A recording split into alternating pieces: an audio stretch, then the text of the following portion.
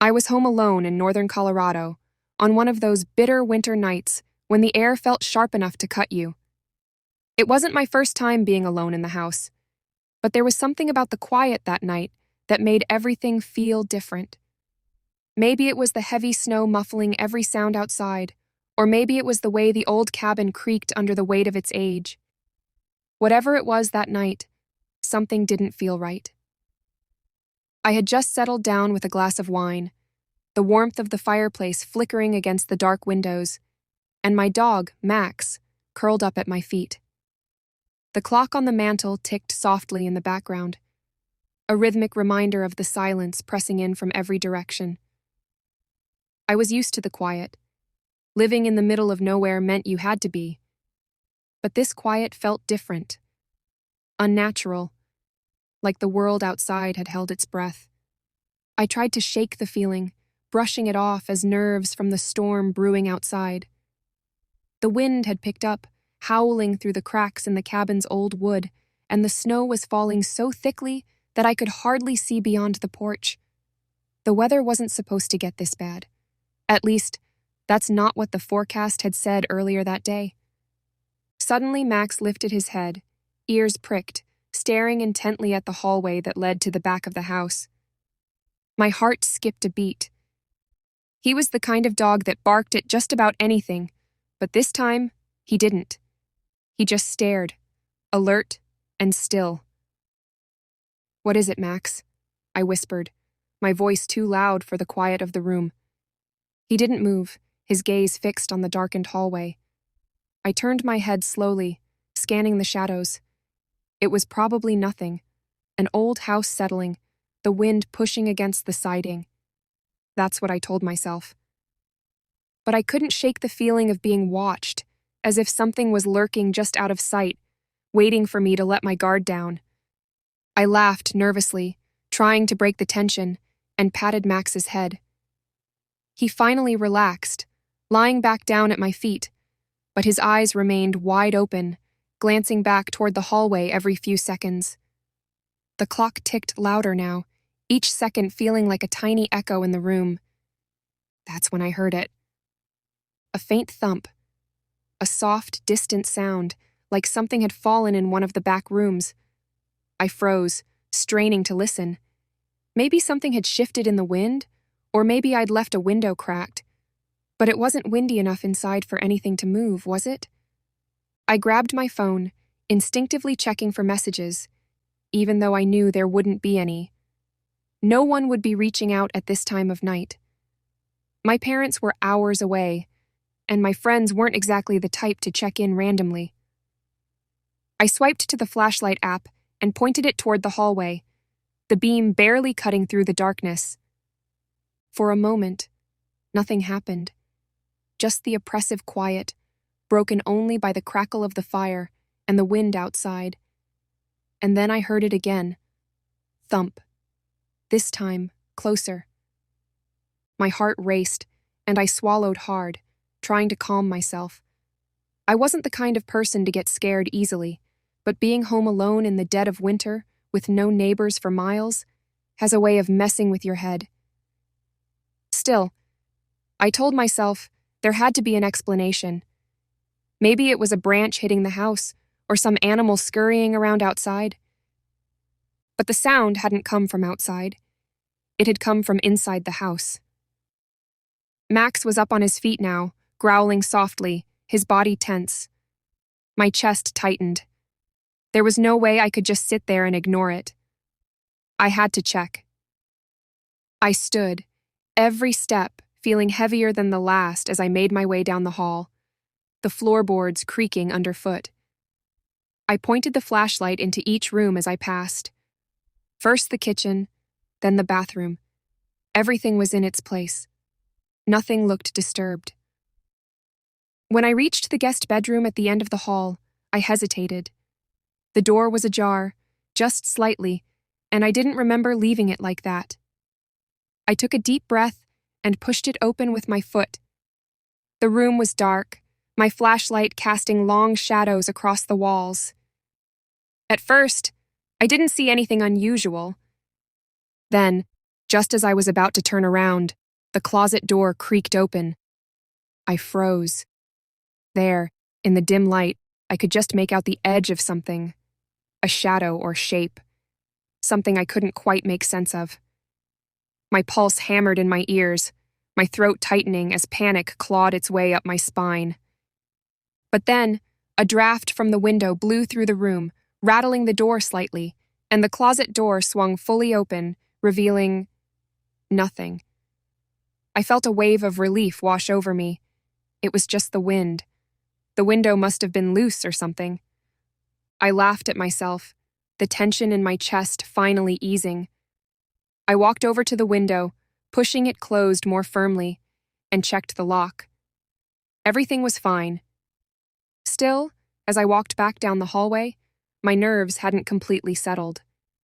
Max was still pacing, his eyes flicking toward the back of the house, as if he wasn't convinced that everything was okay. I tried to shake it off, though. The fire was still going strong in the living room, and I could see the soft glow of the flames from where I stood. I sat back down in the chair, pulling my blanket tighter around me, and forced myself to focus on the movie I'd paused earlier. But no matter how hard I tried, I couldn't shake the feeling that I wasn't alone, that there was something, or someone, just out of sight, watching. The minutes ticked by, and just as I began to relax, there it was again. Thump. This time, it came from directly above me. My breath caught in my throat as I looked up at the ceiling. There was no second floor to this house. Whatever made that sound wasn't upstairs. I stood, my legs trembling beneath me, Max barking now, the hair on his back standing on end. I didn't know what to do. I couldn't run outside. The snowstorm was still raging, but staying inside felt just as dangerous. Then, out of nowhere, the sound of a slow, deliberate creak echoed through the room. The front door began to open, inch by inch, as though someone or something was pushing it from the outside. My heart pounded in my chest. I couldn't move. The door was halfway open now, the icy wind blowing in through the crack, swirling snow around the room. And then, just as suddenly as it had started, the door stopped. I stood there, frozen in place, waiting for whatever was on the other side to reveal itself. But nothing came. The door hung there, open, inviting, waiting. I never felt so alone. I stared at the door, my breath shallow and my hands shaking. I wanted to move, to run, to do anything other than just stand there, but my body refused to listen. Every instinct screamed at me that I wasn't safe.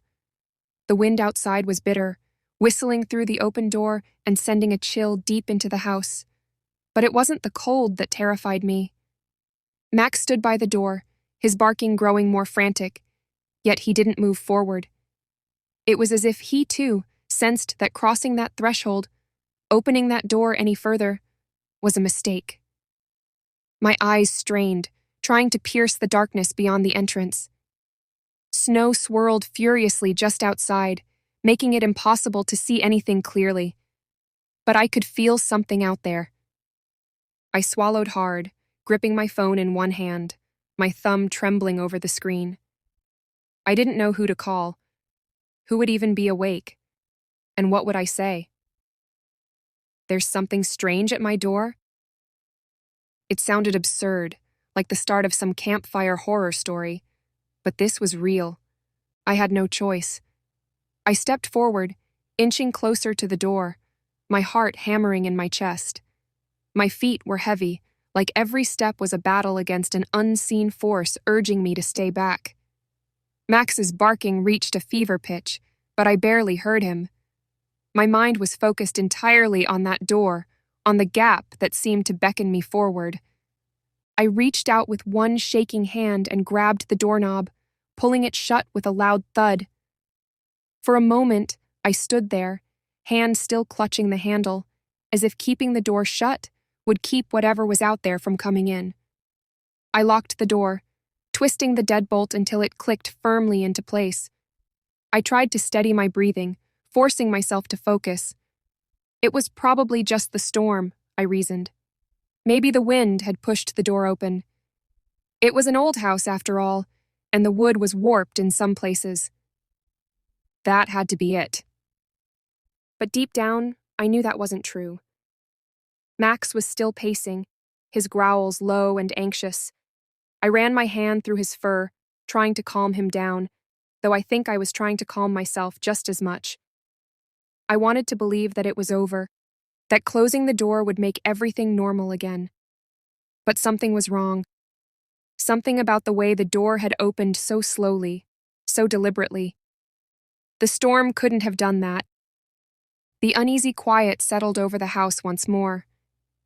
I sat down on the couch, keeping the fireplace at my back and the front door in my line of sight. I picked up my phone, scrolling through contacts, my thumb hovering over a few names. But who could I call? What would I even say?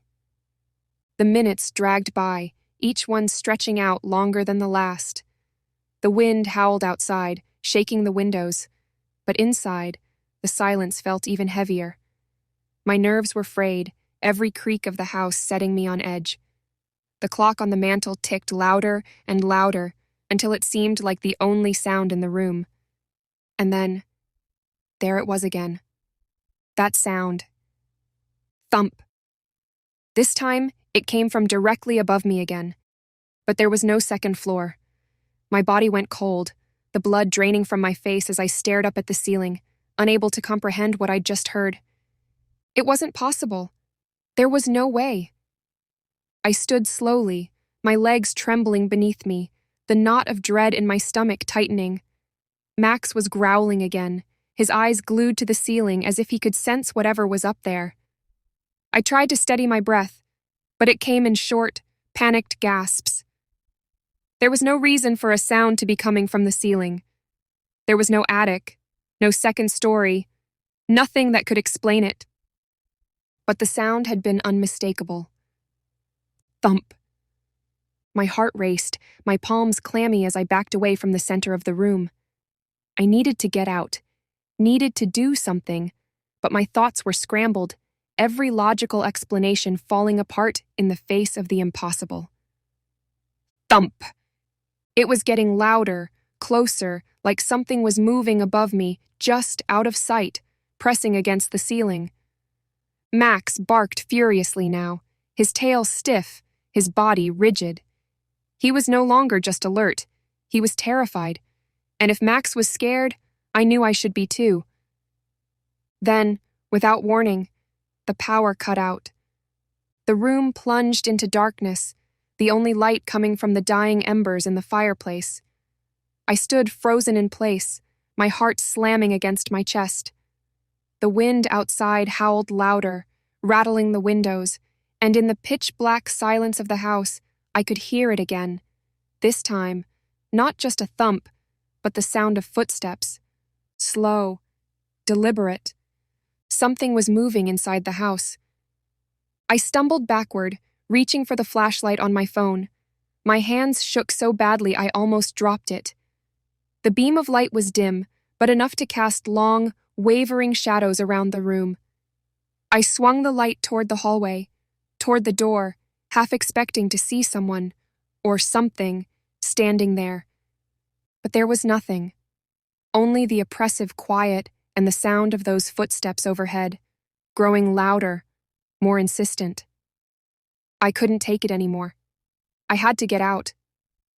I grabbed my coat from the chair, my keys from the table, and bolted for the door. Max followed at my heels, still growling, still uneasy. I fumbled with the deadbolt, my hands trembling so violently that it took me 3 tries to unlock it. I yanked the door open, stepping out into the blizzard. The icy wind hit me like a wall, but I didn't care. I didn't care about the storm or the cold or anything other than getting as far away from that house as possible. Max barked once, his voice echoing across the barren landscape as we fled into the night.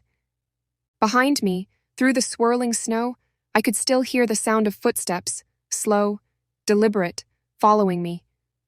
The house was no longer empty, and neither was the night.